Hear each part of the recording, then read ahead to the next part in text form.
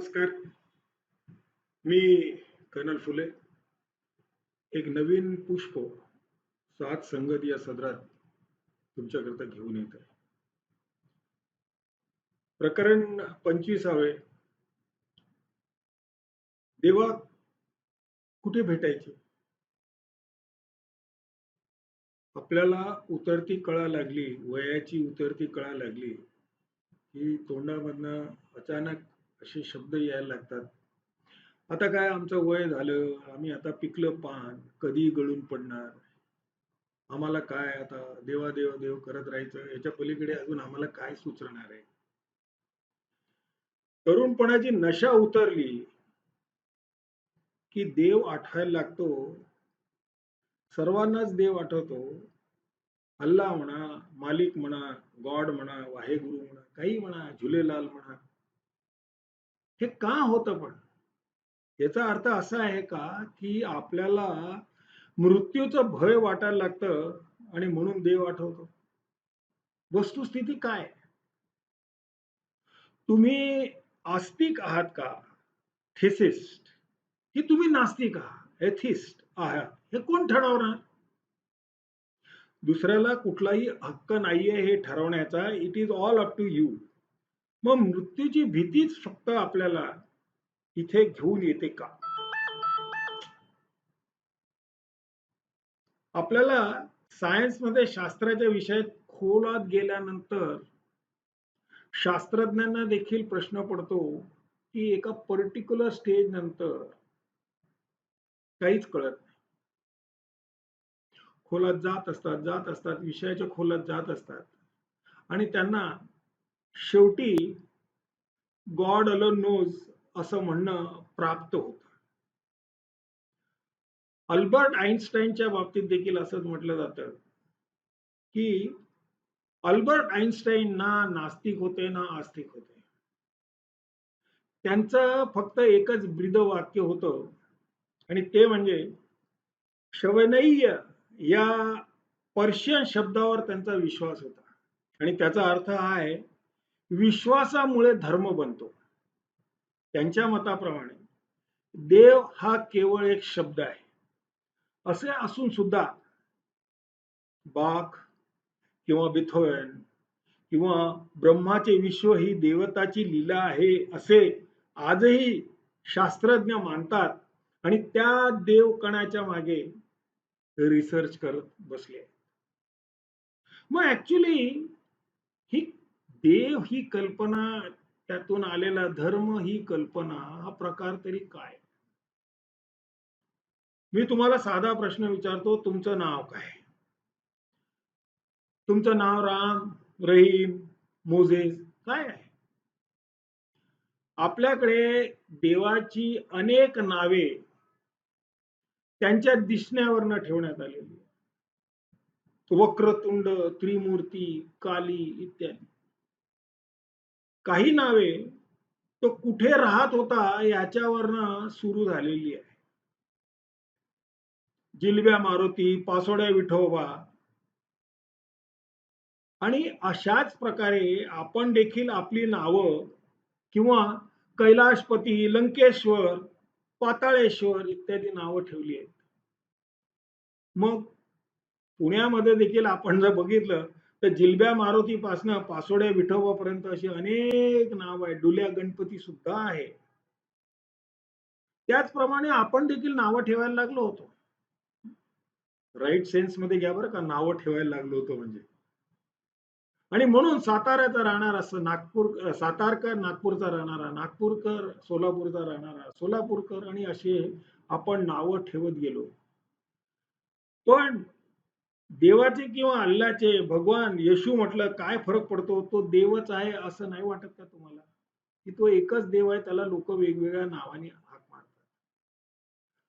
आज तुमचं वय झाल्यामुळे किंवा आज तुम्ही सिनियर सिटीजन, ज्येष्ठ नागरिक झाल्यामुळे तुम्ही एकच व्यक्ती, पहिले मुलगा म्हणून होता, कोणी तुम्हाला प्रेमाने कुमार म्हणून हाक मारायचं, मग त्याचा कुमार बाबा झाला, मग त्याचा कुमार काका झाला, त्याचा कुमार आजोबा झाला, त्याचा उद्या कुमार पणतोबा होईल, त्याचा उद्या कुमार खापर पंजोबा पण होईल. म्हणजे याचा अर्थ काय, की नावामध्ये काही आहे का? खरंच नावामध्ये त्याला काही आहे का? हल्लीच्या एखाद्या माणसाला जर राम म्हटलं, तर त्याच्या तुम्ही पाया पडायला जाणार का? की देव आहे म्हणून. म्हणजे याचा अर्थ थोडक्यात राम किंवा रहीम किंवा येशू किंवा वाहेगुरु काहीही म्हटलं तरी it is going to be one and the same. रामायणामध्ये आपल्याला या बाबतीत फार सुंदर प्रकारे लक्षात आणून देणाऱ्या गोष्टी सांगितल्या. पहिले तर राम घ्या. राम म्हटल्यानंतर एक दैदिप्यमान पुरुष, वेल बिल्ड, स्ट्रॉंग विल आणि राजा होता. केवळ सावत्राईच्या म्हणण्यानुसार त्यांनी वनवास पत्करला. तुमच्या आमच्यापैकी किती जण हे असं करू शकतात? मग तुम्हाला राम कोण म्हणणार? रामाने आपला शब्द पाळला प्रत्येक गोष्टीत. का तर आपल्या वडिलांनी आपल्या आईला वचन दिलं होतं की याला आपण वनवासात पाठवणार आहोत आणि एवढ्या मोठ्या राज्याचा, सिंहासनाचा त्याग करून तो वनवासात जायला निघाला. सीता त्याच्याबरोबर. आता सीता म्हटल्यानंतर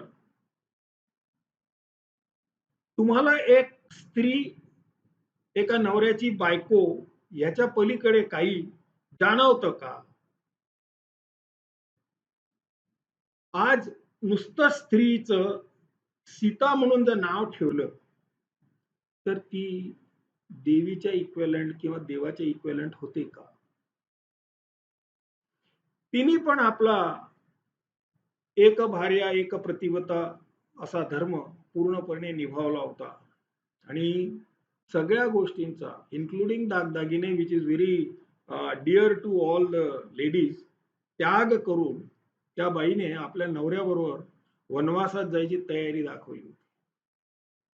हल्लीच्या काळात नवरा किंवा बायको नुसतं अमेरिकेला जातो म्हटलं तरी बायको म्हणते यू कॅन कॅरी ऑन, मला इथे बरीच काम आहे. अशा परिस्थितीमध्ये तिने एक आपल्याला व्यक्तिमत्व घडवून दाखवलं की सीता काय आहे. तिच्या चारित्र्यावर लांछन आल्यानंतर तिने अग्नी परीक्षा देण्याकरता सुद्धा पुढे मागे बघितलं नाही. Will such thing ever happen in present scenario? संसाराचा त्याग करणे तिला सहज शक्य झाला होता. Take example of Ravan. Ravan हा अतिशय हुशार, दानी व अत्यंत महत्वाकांक्षी पुरुष होता. परंतु त्याचा इगो, त्याचा अहंभाव एवढा मोठा होता की त्याला बऱ्याच वेळेला एखाद्या गोष्टीची किंवा एखाद्या वस्तूची भुरळ पडली तर त्यांनी तो बेभान होत असे आणि त्याच धर्माला विसरून त्यांनी सीतेचं अपहरण केलं. परंतु एक गोष्ट also to be remembered by us is, त्यांनी कधीही सीतेला वक्रदृष्टीने पाहिलं नाही आणि नाही तिच्या मर्जीच्या विरुद्ध कधी हात लावण्याचा प्रयत्न केला. These are examples that we must follow in our life also. हुकूम किंवा परमेश्वराचा आदेश. किती लोकांना वाटतं की जे काही घडतंय ते सगळं परमेश्वराच्या मर्जीने घडतंय म्हणून. कारण आपला अहंभाव इतका जबरदस्त असतो की जे काही चांगलं घडतं ते मी केलं, जे काही वाईट घडलं ते त्या परमेश्वराची मर्जी. परंतु शीख लोकांच्या धर्मग्रंथामध्ये देखील, गुरु ग्रंथ साहेब मध्ये देखील म्हटलेलं आहे की हुकुमनामा जो आहे तो प्रत्येकाच्या जीवनात जे काही घडते ती केवळ एक हुकुमनामा म्हणजे परमेश्वराचा आदेश आहे असं मानलं जातं. इगोच्या विरुद्ध जायचे असेल तर आपल्याला शरणागती पत्करायला पाहिजे. पण शरण कोणाला जायचे, कारण देव आहे की नाही हेच अजून कळले नाही. प्रयत्नांती परमेश्वर. येस. किती आश्चर्याची गोष्ट आहे, की येशू सुद्धा आपल्या समर्थकांना हेच सांगत असेल, की तुमच्या मनात कुठे देखील लहानशी ठिणगी असेल, की आपण आपल्या जीवनाचा उद्धार केला पाहिजे आणि आपल्याला येशूसारखं बनता आलं पाहिजे किंवा परमेश्वर बनता आलं पाहिजे, तर त्याला देखील ख्रिश्चॅनिटीमध्ये येशू प्राप्त झाला असता. पण असं कोणी करू शकत नव्हतं किंवा केलं नाही आणि त्याच्यामुळे येशू हा एक सम राहिला. देव आहे की नाही या विचाराच्या नाण्याच्या दोन बाजू असतात. एक आहे आणि दोन नाही. आणि याच्यामध्ये याच्या पलीकडे काहीच असू शकत नाही. It's very clear.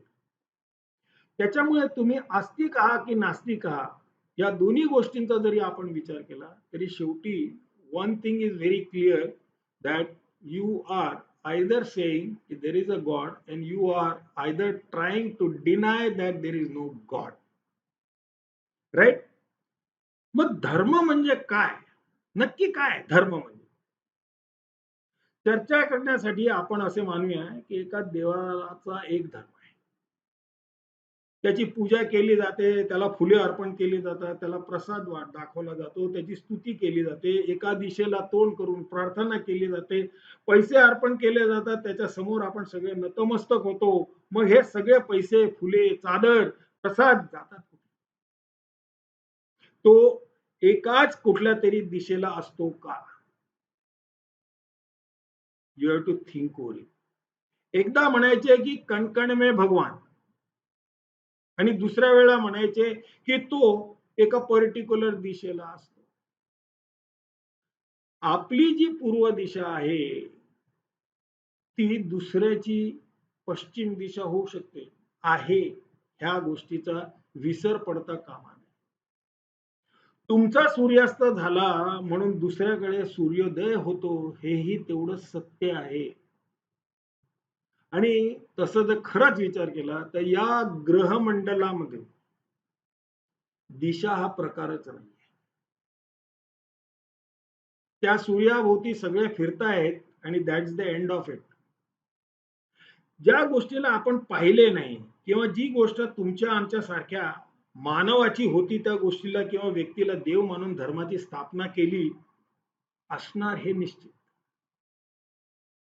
त्या त्या काळी ज्याची ज्याची मदत झाली त्याला देव मानण्यात आले.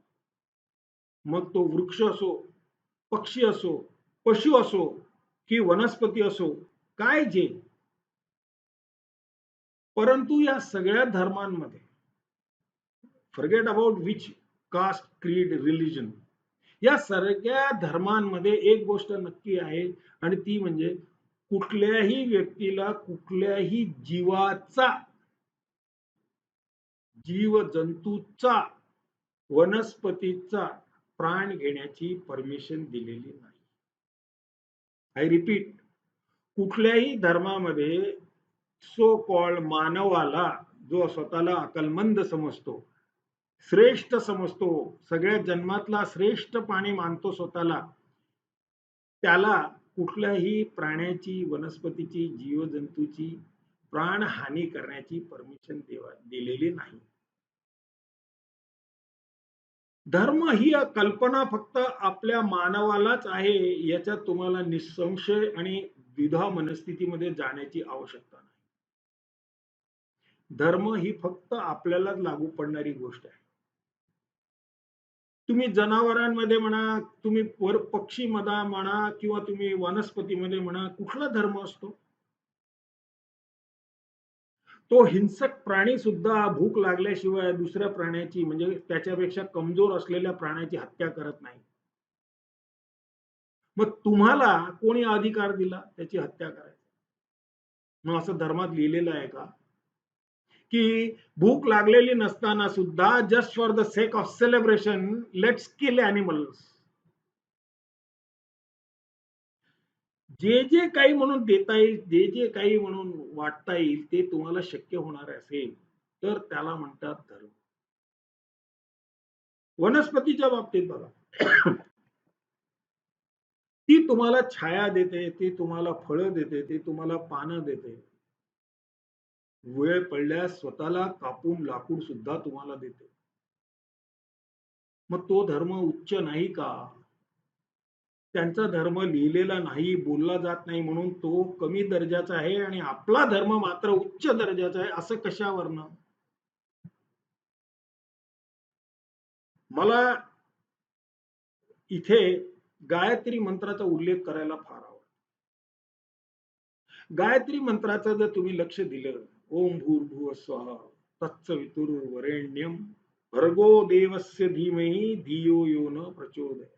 हो, हा गायत्री मंत्र त्या सूर्याला बघून म्हटलेला आहे आणि खरं म्हणजे याच्या शब्दागणिक अक्षरागणिक लोकांनी याचा कीस काढून याचे वेगवेगळे अर्थ लावलेले आहेत.